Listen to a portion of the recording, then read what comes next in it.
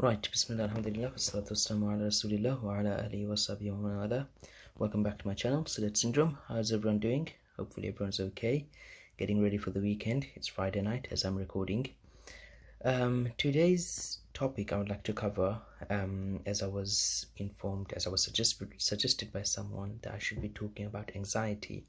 And I will also try to cover the topic of people feeling down, especially being a masculine, and why are they so emotional, why are they feeling so weak. So starting with anxiety, I would say, of course, anxiety is something that when you feel very uneasy, when you're very uncomfortable about something. So that would be my version of my definition of anxiety. Of course, maybe it's not the best definition from Cambridge Dictionary, but this is what I understand as something known as anxiety. And it's pretty much when you're feeling nervous, especially when there is a big event you're going to attend, a big event you're going to do, for example, driving test or a normal GCSE test, A-levels test, final year's exam test. So that time you feel uncomfortable. Similarly, when you're going for an interview, you're preparing, you're memorizing all those facts that you're not going to ever repeat ever again in your life. So now what happens is that you're feeling you're feeling uncomfortable. And then, of course, maybe your indigestion system, your sleeping pattern, they become distorted because you're feeling anxious. So my advice would be is that, of course, calm down. And the best way is to say that it is completely normal, absolutely normal. Resources are out there. Go onto the NHS website, and then they have a plethora of information regarding anxiety.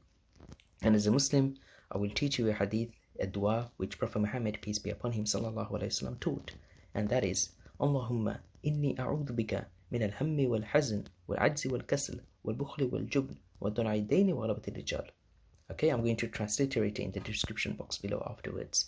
So that's regarding anxiety. Of course, they say that control your breathing pattern and then relax, keep yourself very calm. I know it's easier said than done, but you can do it. You can do it with practice, with time, with effort.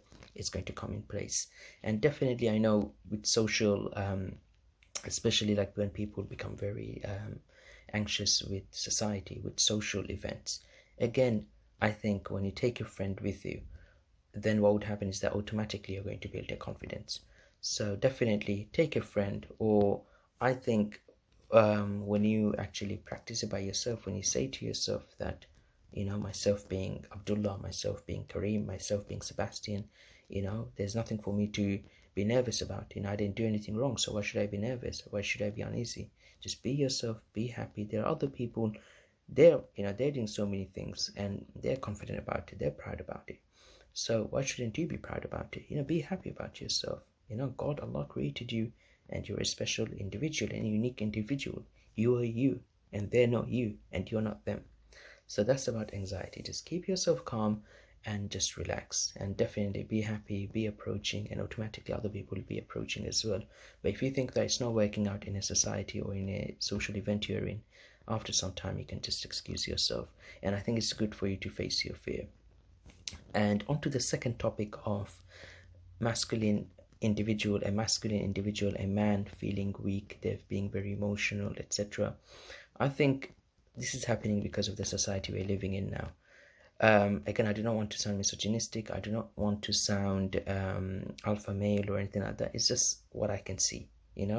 If something is white, I'm going to say it's white. If something is black, I will say it's black. So this is what I can see. With the rise of feminism, with the rise of liberalism, the amount of rights people are seeking for. Now, when a man asks for it, it seems funny now. It seems like, okay, where did you come up from? It's all about females. It's all about this person. It's all about that person. You male, you're this, you're dominant, you're violent, you're barbaric. I think it's wrong. It's honestly like, everyone should have the equality, equal rights. And I think they do. But at the same time, these are all the Dajjalic system. Dajjal is trying to, of course, my respected female folks, Dajjal is trying to control them, trying to manipulate them, trying to rewire them so that they become into something different. They become into something different than that they're not. For example, just an example. Previously, our parents, our ancestors, grandmas, great grandparents, they were different than the individuals we see now.